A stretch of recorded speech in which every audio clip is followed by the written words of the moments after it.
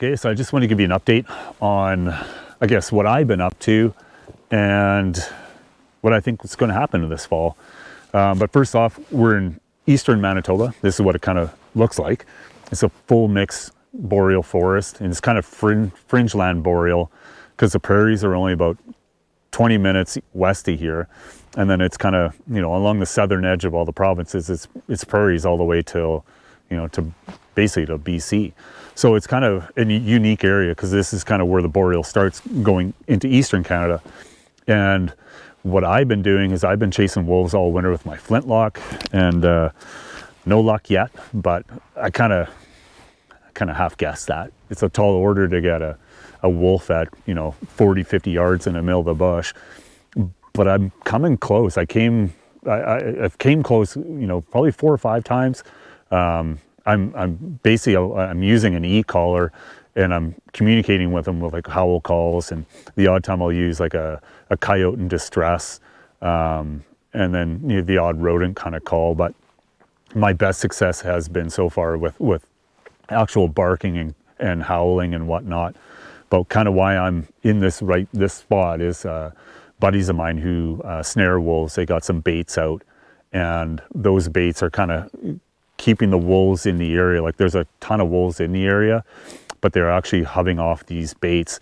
And I had trail cameras on the baits, in the beginning of December, and I was getting, good amount of photos of wolves at the bait, but it was just so random. And I kind of thought the wolves would see the bait as a food source, like a coyote would or a bear would, but they don't. It's so random, and it's too random to actually set up on the bait. So what I ended up doing is I ended up going way wide of each bait site, 2 to 4 miles out. And that's where I'm kind of finding the consistency. So it's almost like they have a circuit around the baits, and I'm trying to intercept them on a circuit. So basically what I do before I go, I check the wind, and I go to Google Earth, and I just try to find these intersecting points of the geography, and then I'll set up with that right wind for that spot, and then I'll call. And I've had them call back. We've talked together, communicated for 20 minutes, which is like one of the craziest experiences. It's very eerie when you're having wolves kind of, talk with you. But, the e-collar I'm using, it's a Wildlife Technologies. It's called a MA21. That's the model. And it's super high quality collar, but it's the difference from it to mainstream calls. It's actual recordings, not like a manufacturer digitized kind of call. The guy who makes these things, he literally went out and recorded them. So I know with coyotes, they react a lot differently to that call than your mainstream one. So hunting wolves this year and learning, and seeing them kind of talk back and forth with the call is just an absolute testament how the quality of this call, and it is just so crystal clear. It's not the loudest of calls, but it's the quality is crazy. Like it's a little bit big, but that's what it looks like. But it's probably like 4 pounds.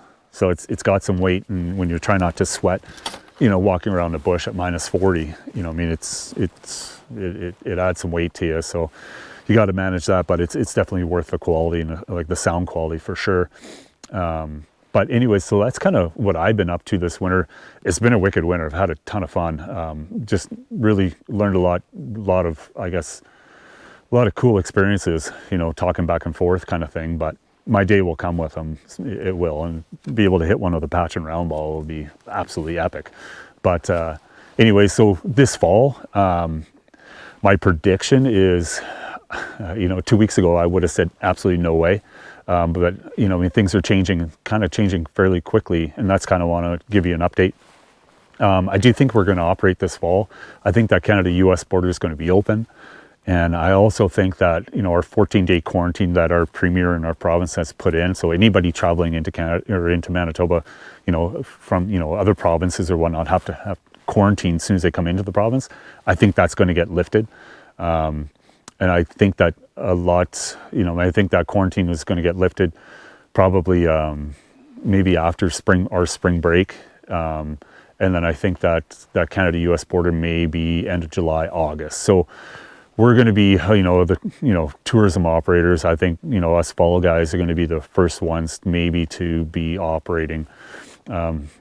Spring guys, I don't think are and I think the summer, you know, fly-in lodges and whatnot, I think are going to have a hard time this year. But I think you know, if anybody has a chance for this year, it's going to be us in the fall.